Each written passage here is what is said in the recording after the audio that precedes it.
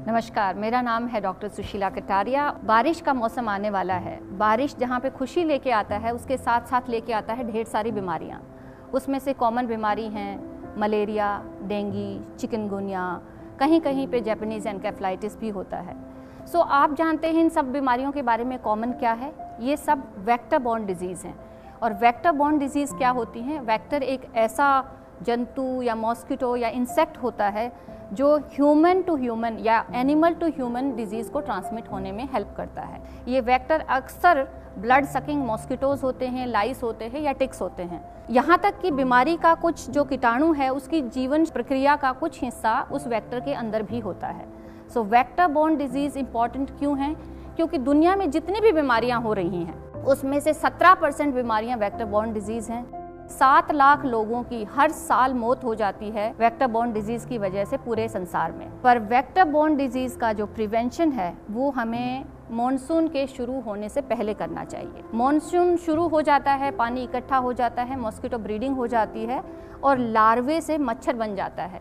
मच्छर को मारना या उसे लोकेट करना या उसे रिस्ट्रिक्ट करना बहुत मुश्किल होता है।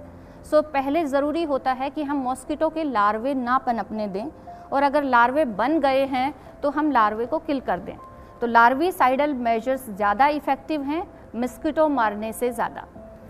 कुछ सिंपल स्टेप्स कुछ कंट्रीज़ ने उठाए, जिसमें से एक इम्पॉर्टेंट स्टेप है ऑब्जर्विंग 2 क्लीन डेज़। एक मॉनसून के शुरुआत से पहले यानी कि आजकल में हमें करना चाहिए, और एक दिन है मॉनसून शुरू होने के बाद।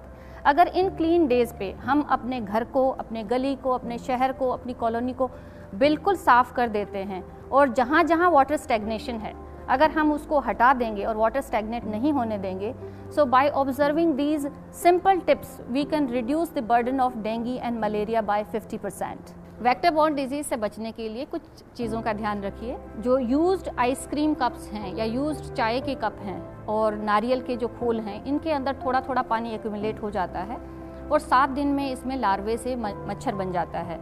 तो जहाँ पर भी ठीक तरीके से नहीं फेंके गए हैं, कूड़े का डिस्पोजल अच्छा होना चाहिए।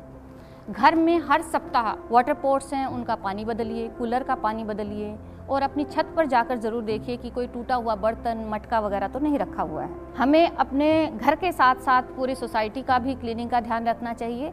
तो ये संडे को बच्चों के लिए, ग्रोन अप्स के लिए एक अच्छी एक्सरसाइज हो सकती है कि आप अपने पूरे मोहल्ले का एक सर्वे करें और वो सारे एरियाज़ ढूंढें जहाँ मच्छर छुप के बैठा हो सकता है। आप पार्क में जाते समय पूरी बाजू का कुर्ता और पजामा पहनिए।